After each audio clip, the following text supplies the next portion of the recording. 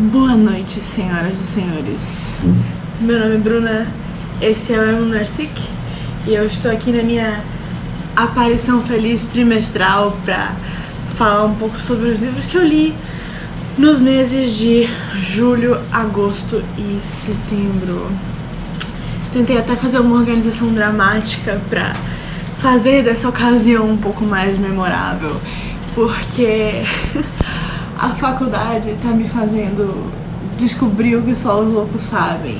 E assim, qualquer coisa que possa tornar esse momento mais feliz, mais dramático, mais romântico, que possa me fazer focar única e puramente no prazer que eu tive ao ler os livros que eu consegui ler nesses últimos meses, é melhor. Então, eu coloquei a minha roupa chique, eu acendi umas velas que eu quase derrubei nos meus livros mais de uma vez. Isso não é o caso. Coloquei um batom que é muito grudento e provavelmente tem mais brilho do que uma pessoa de 20 anos deveria estar usando, para vir aqui discorrer sobre o que eu consegui encaixar na minha agenda ao longo desses últimos meses, no quesito de leituras. Então, enfim, na verdade eu tô fazendo todo esse drama, mas entre o final de julho e o final de agosto eu tive as minhas férias de meio de ano. E acabou que durante essas férias eu consegui ler, eu acho que foram 5 livros. Eu acho que de 6 livros que eu li, de julho a agosto e até agora em setembro, na verdade, é porque eu não li nenhum livro em setembro. Eu não finalizei nenhum livro em setembro. Eu achei que isso fosse acontecer no mês de junho, maio. Eu achei que isso fosse acontecer no mês de maio, que eu fosse terminar o mês de maio sem ler nenhum livro. Só que eu esqueci que eu tinha terminado de ler Ninguém Escreve ao Coronel no primeiro dia de maio. Acabou que essa foi minha única leitura registrada no mês de maio. O mês de setembro, porém, infelizmente, eu com certeza vou acabar sem ter lido nada. Porque o livro que eu tô lendo agora, já falarei sobre, eu tô lendo desde o final de agosto e ainda falta 1/3 do livro. Então, com certeza a faculdade não vai me deixar terminar esse livro. Na verdade, eu tô roubando tempo do que eu deveria estar estudando, só porque eu não aguento mais e eu tava procrastinando de fazer algum tempo. Então, enfim, vamos logo falar sobre o que a gente quer falar. No mês de julho, eu li 2 livros. Um que eu terminei às duras penas e um que eu terminei na maior tranquilidade no fim do mês, porque eu já tava de férias. O último livro que eu tinha finalizado em junho tinha sido Fatality Fortune, da série Secret Shanghai. E agora eu terminei o último livro dessa série no meio do mês de julho. Eu também levei 40 dias pra ler esse aqui, assim como eu levei pra ler o primeiro. Eu falo disso no meu último livro de leituras do trimestre, lá de junho. E esse aqui não foi diferente. Eu tava no final do semestre, louca com trabalhos e provas, e eu levei mais de 40 dias pra ler esse aqui também. Eu acho que eu gostei desse aqui tanto quanto eu gostei do primeiro. Na verdade, eu tô tentando lembrar. Assim que eu terminei a série, eu tinha pensado, não, teve um deles que eu definitivamente gostei mais, mas eu não tô lembrando agora qual era. Então, esse é o meu único problema com essa série. Apesar dela ser legal e eu não ter muitas reclamações a respeito dela, ela não é tão memorável. Ah, eu lembrei. Eu gostei mais do primeiro livro do que desse. Eu gostei mais de Fatality Fortune do que desse. E justamente porque o primeiro ainda tem alguma tensão a mais, ainda tem esse clima de isso aqui pode virar uma coisa grandiosa, mas acaba que a história, ela não é ruim. Eu tirei bastante entretenimento dela na segunda metade do semestre, até porque era só essa duologia que eu tava lendo durante a minha segunda metade do semestre, nada mais. Então ela esteve junto comigo em um momento complicado. Tentei ajeitar a vela e tava líquida, né? Faz sentido.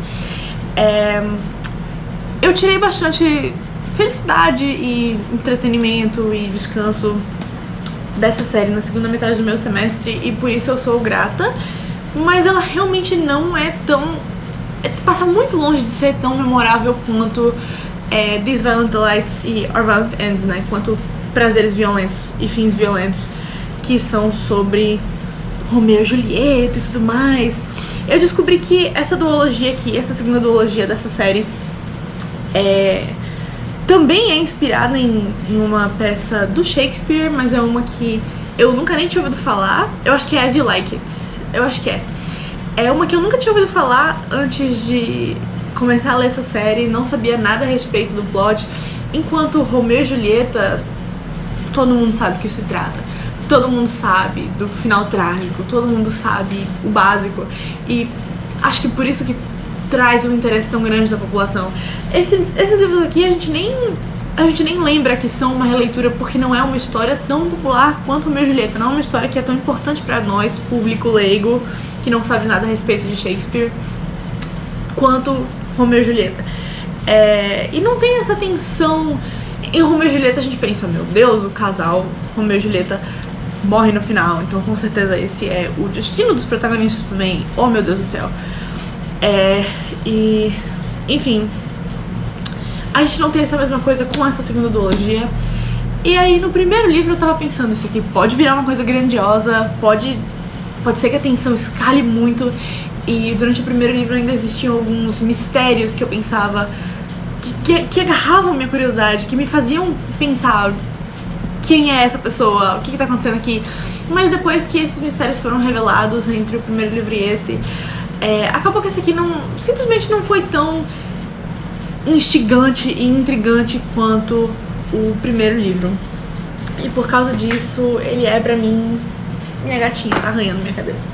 Ele é pra mim 3 estrelas e meia, eu acho. O que não é uma pontuação ruim. 3,5 de 5. É tipo um 7 de 10.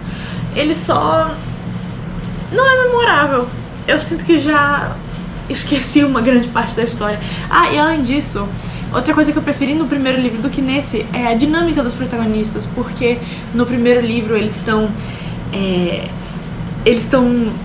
espiões e eles estão fingindo que são um casal e se infiltrando numa empresa. E aí essa dinâmica deles tem meio que um fake dating ali, né? Não querendo transformar tudo nesses tropes, mas tem meio que um fake dating ali. Isso traz uma tensão romântica, uma tensão a mais na história, que também não existe nesse segundo volume. Então o segundo volume parece que só serve pra amarrar as coisas, dar as respostas que faltavam a gente ter. E ele não é tão... uau!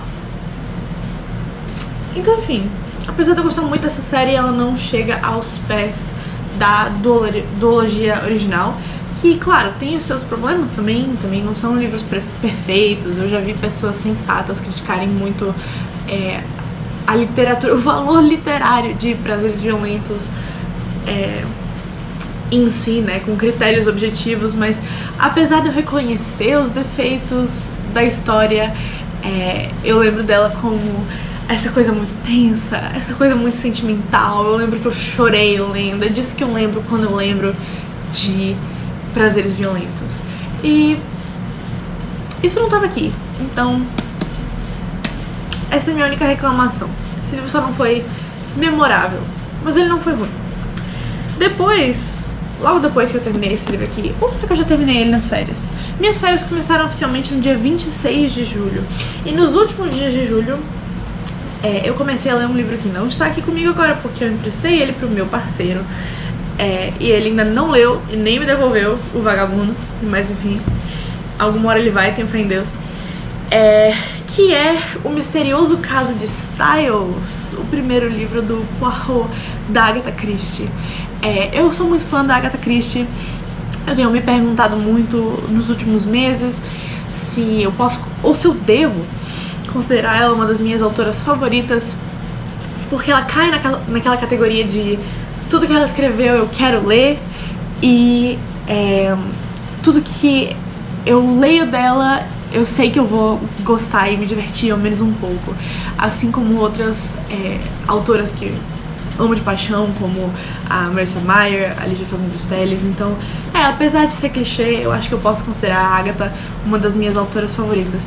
E justamente por isso eu acho que eu extraoficialmente comecei o projeto de ler toda a obra dela, ou se não ler toda a obra dela, porque são 80 livros, mais de 80, pelo menos ler todos os romances do Poirot, pelo menos me aprofundar um pouco mais, conhecer um pouco mais, porque eu já li 8 ou 9 livros dela a esse ponto, eu nem sei mais, E todos eles me interessaram, despertaram o espírito de fofoqueira em mim. Honestamente, é isso que eles fazem. E foi isso que me levou a ler O Misterioso Caso de Styles em 2 dias, de maneira praticamente ininterrupta. Eu pensei, assim começaram minhas férias, eu pensei, eu quero alguma coisa que vá me prender, que vá me divertir, que eu tenha certeza que vai servir pra esse propósito. E eu lembrei que eu tinha comprado O Misterioso Caso de Styles em janeiro, das minhas últimas férias, últimas antes dessas, né? E eu pensei, é isso, eu vou ler o primeiro romance dessa autora, de quem eu já li vários outros, né, e que nunca me decepciona, e não decepcionou, obviamente. Eu não vou dar um spoiler, é claro, desse livro de mistério, mas eu só vou dizer que ele me surpreendeu, é claro, e eu não consegui prever quem era o culpado. Eu tive 1001 teorias, como eu sempre tenho, mas no final eu fui pega de surpresa. Mas eu só não fui tão pega de surpresa porque eu já tinha lido outra história da Agatha que utilizava do exato mesmo mecanismo que esse romance utiliza pra esconder quem é o real criminoso. Eu não posso falar mais do que isso porque vai ser spoiler, mas eu vou deixar isso no ar. Quando você começa a ver muitas coisas parecidas, nesse caso, quando você começa a ler muitos livros da Agatha, uma hora você começa a pegar o padrão. E isso não é uma reclamação, né? Eu sinto que eu tô exercitando a minha cabeça. E eu ainda não cheguei no ponto em que eu consigo prever os livros dela quando eu abro eles.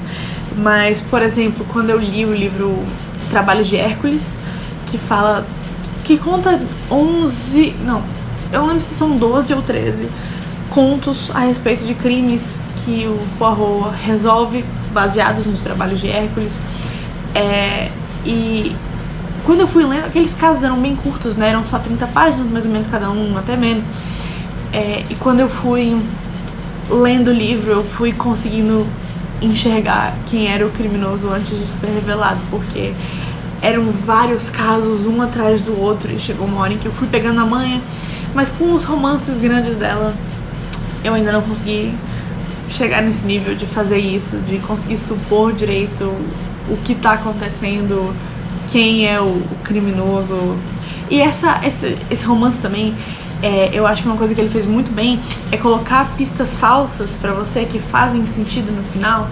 Então ele realmente coloca muita coisa pra te distrair no caminho, mas que não revela quem é o suspeito, mas que você fica pensando ainda assim. E enfim, esse livro faz isso muito bem.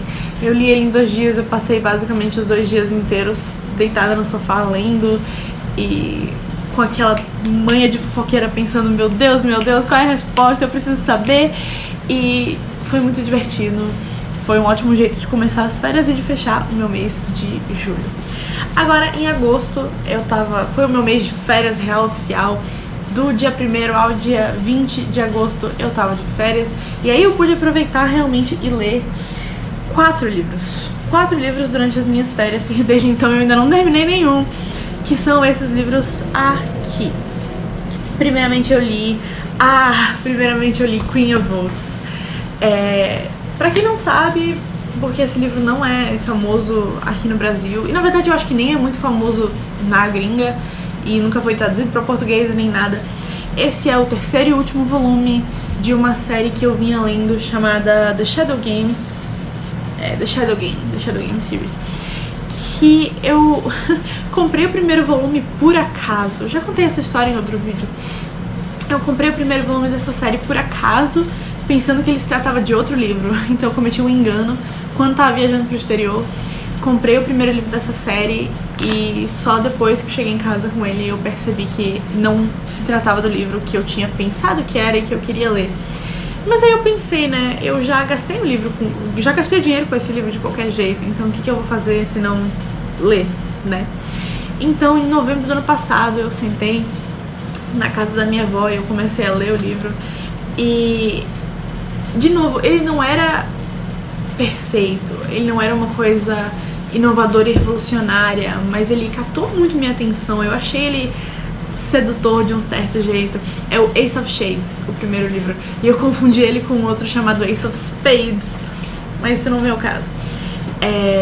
Eu achei ele sedutor de uma certa maneira, e eu quis...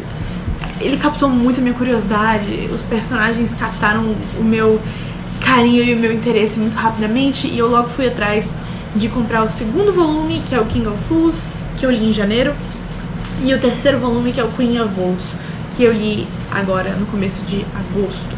Mas por que existiu esse gap, né, esse espaço tão grande entre eu ter lido o segundo volume e o terceiro?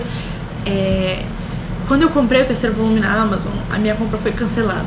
Aconteceu alguma coisa, meu pacote foi extraviado, eu não entendi direito, nunca, mas meu dinheiro foi reembolsado. E aí eu ainda esperei um tempo antes de comprar de novo, porque a dona da lojinha me disse: a gente, tipo, perdeu o pacote e não tem certeza se ele ainda tá indo ou não. Então a gente vai te reembolsar de qualquer jeito, mas talvez algum dia ele chegue. E eu fiquei... beleza, ok. Então eu esperei alguns meses, nenhuma notícia, e aí eu comprei de novo. Foi inclusive bem mais barato e chegou muito rápido quando eu comprei da segunda vez. E aí ele chegou no final de julho, bem quando eu tava começando a ler O Misterioso Caso de Styles, e assim que eu acabei O Misterioso Caso de Styles, eu fui ler esse. Ele é bem interessante. De novo, essa série, ela não é... eu não li essa série porque ela é total e completamente memorável, mas ainda assim eu acho que ela tem defeitos. Eu acho que a construção do universo poderia ter sido muito mais detalhada, muito mais bem explicada, mas eu acho que essa série faz várias coisas até que inovadoras e interessantes. Eu gosto do sistema de magia que tem nessa série, o sistema de distribuição de poderes ou habilidades, enfim, eu acho bem interessante. Tem bastante política, tem bastante relações humanas, os personagens, o elenco de personagens é bem diverso, e enfim, eu achei muito legal, eu achei essa série muito legal, porque todas essas pequenas coisinhas acabaram se juntando numa experiência de leitura muito prazerosa, e essa série acabou marcando esse meu ano por causa disso. No final também eu não achei incrível, eu esperava um pouco mais de algumas coisas, mas ainda assim eu fiquei muito contente. Eu recebi várias respostas que eu procurava desde o volume 1 e eu me senti muito bem, finalmente descobrindo, me deu aquela sensação de recompensa, de você leu toda a série, agora você sabe o que aconteceu, e isso me deixou muito feliz.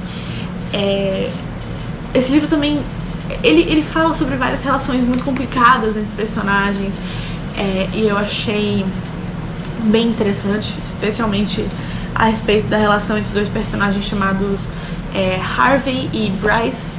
Eu achei muito interessante a dinâmica deles, era uma relação complicada, meio tóxica, meio confusa, e o que acontece a esses dois personagens em relação à relação deles, eu achei muito interessante. Eu achei, assim, o estudo do personagem do Harvey, eu achei muito interessante.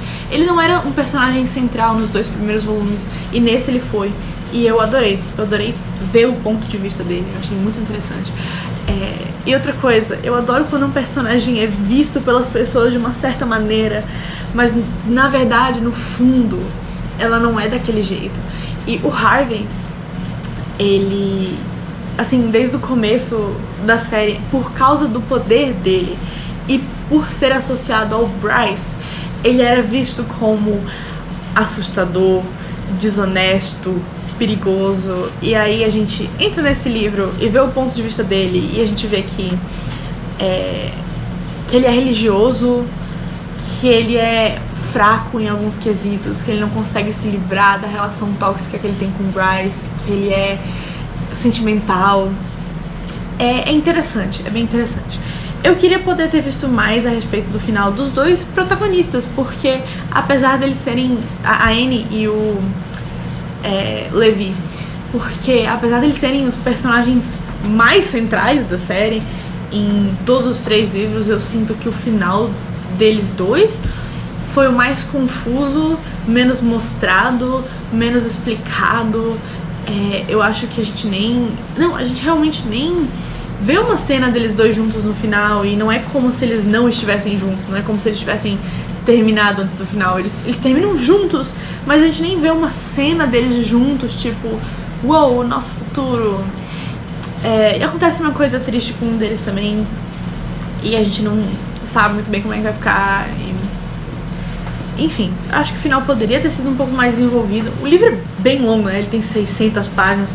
Deve ser o único livro de 600 páginas que eu li até agora o ano todo, porque não sei quando é que a faculdade vai me permitir uma façanha dessas outra vez. Mas, enfim, eu queria que o final tivesse sido mais bem desenvolvido. Não me importaria de ter umas 100 páginas a mais e sentir que o trabalho ficou um tanto mais polido, sabe? Mas ainda assim, essa experiência foi muito prazerosa. A experiência de toda a saga foi muito prazerosa e eu tô muito feliz de ter concluído ela. Agora, o próximo livro que eu li foi A Vida Invisível de Ed La Rue.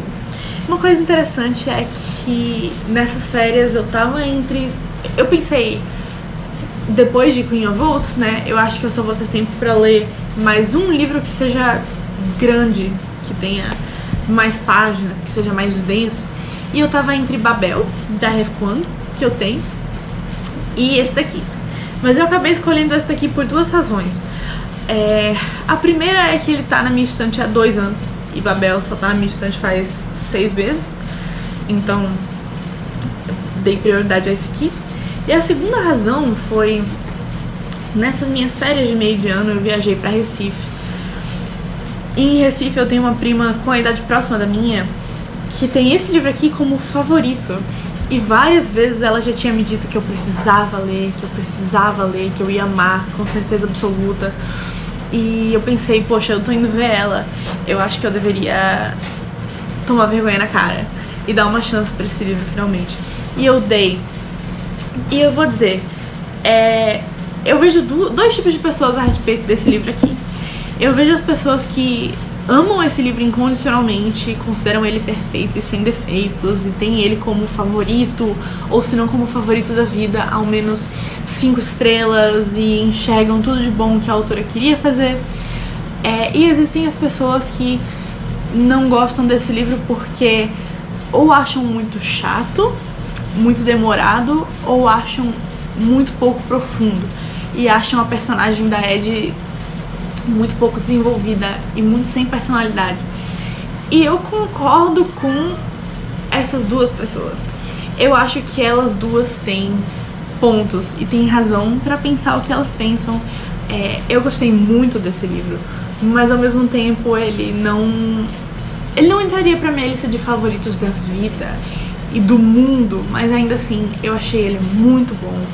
Eu refleti sobre muitas coisas e me emocionei durante a leitura. Eu chorei no final.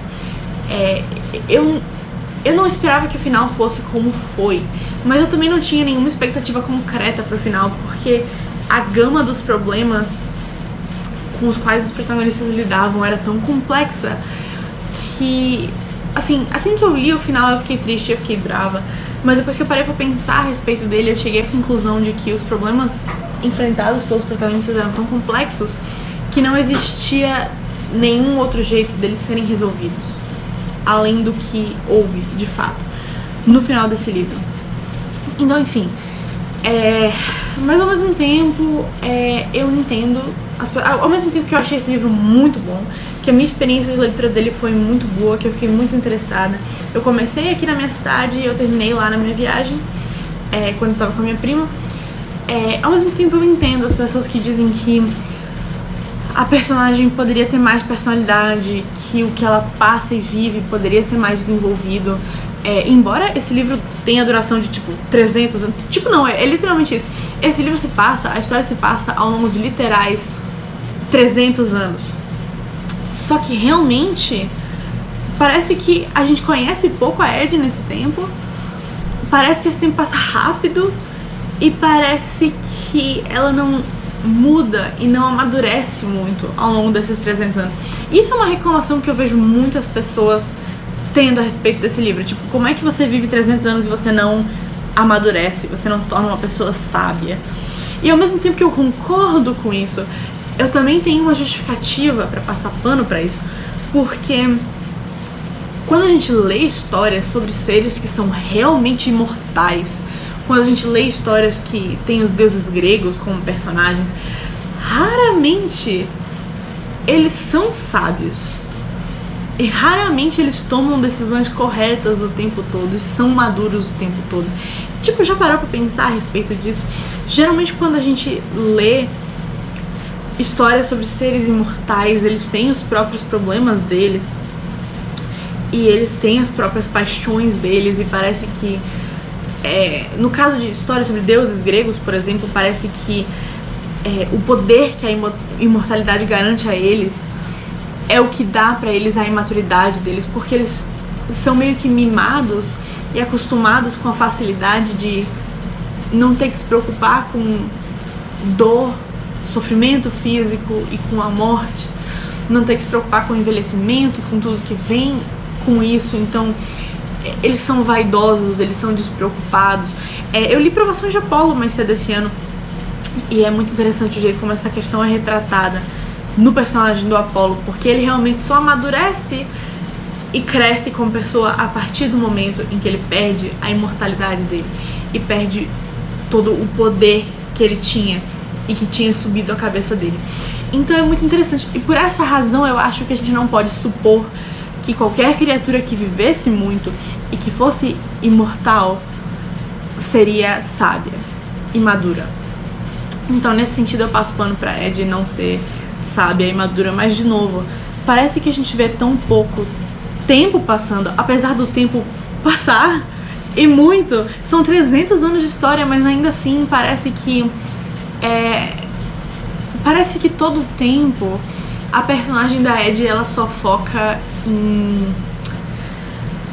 em como ninguém lembra dela, na questão de como ninguém lembra dela. O tempo passa e as pessoas mudam e as coisas mudam e ela não muda e ninguém lembra dela. E parece que é sempre disso que a gente tá falando, e fica um pouco nessa monomania, e às vezes ela apresenta pra gente algum outro personagem, algum amor que ela tem no meio do caminho, e eu adoro, não me leve a mal, eu adoro isso. Adoro ver as interações que ela estabelece com as pessoas ao longo do tempo e as maneiras que ela acha de estabelecer relações com as pessoas ao redor dela, mesmo que aquelas pessoas não lembrem dela. E eu acho muito interessante o jeito como ela descreve as adaptações que ela vai fazendo pra sobreviver e pra como ela vai aprendendo a lidar com tudo ao longo do tempo, mesmo que ninguém se lembre dela. É muito interessante e, nossa, em alguns momentos eu me sinto realmente muito mal por ela, mas, de novo, eu sinto que esse tempo parece passar muito rápido. Às vezes a gente pula décadas e décadas e décadas e décadas, e a gente vai, assim, pula 50 anos de uma vez, e a gente não vê nada desses 50 anos, e nesses flashbacks, nesses pequenos pedaços também que ela conta sobre a vida dela ao longo desses 300 anos, parece que eu sinto que a gente poderia ver muito mais sobre ela, sobre quem é ela. Parece que em alguns momentos, assim, parece... Isso é, claro, eu tô fazendo uma simplificação aqui, o livro também não é tão raso assim, mas às vezes parece que os únicos traços de personalidade dela são não querer casar, gostar de arte e ninguém lembra dela. E tipo, chega um ponto em que você fica meio... Beleza, já entendi. Fala sobre qualquer outra coisa. Mas ainda assim, eu só tô dizendo essas coisas pra falar que eu entendi, que esses fatores me levaram a entender quem não gosta do livro e quem critica todos esses aspectos no livro.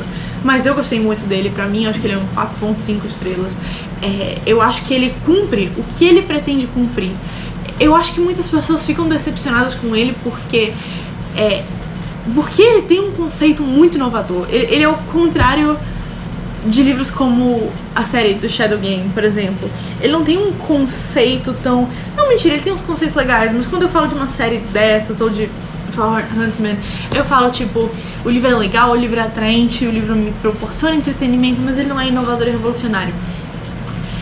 Vida Invisível de Ed La Rue tem um exato problema oposto, porque ele tem um conceito tão inovador, com implicações tão complexas.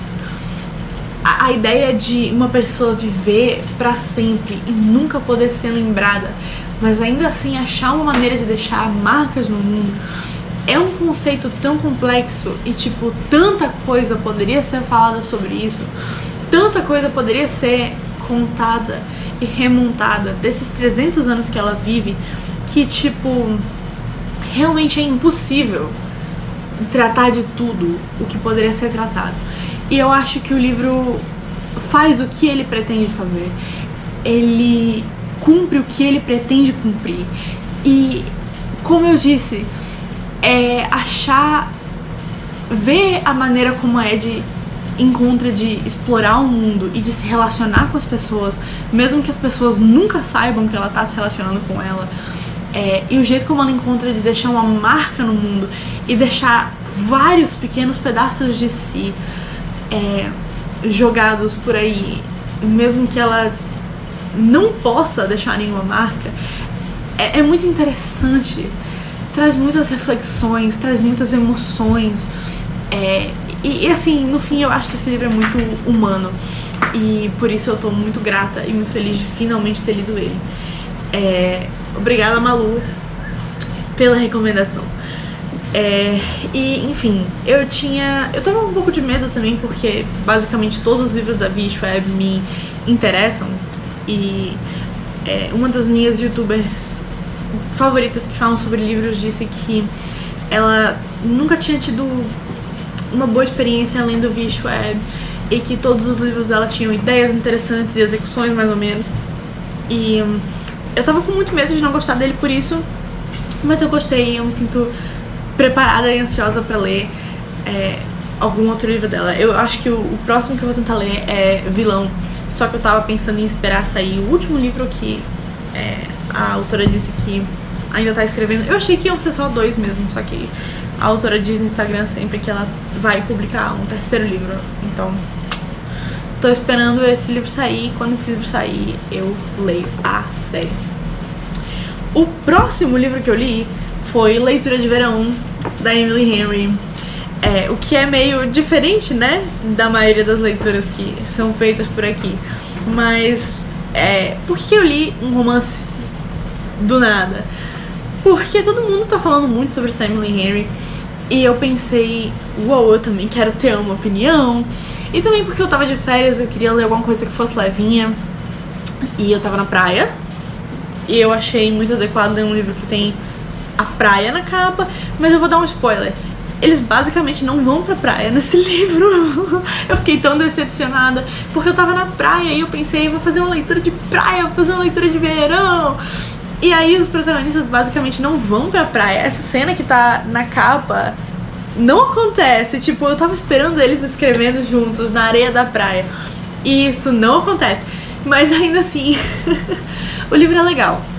Só que a minha opinião dele é um pouco complexa. O que acontece?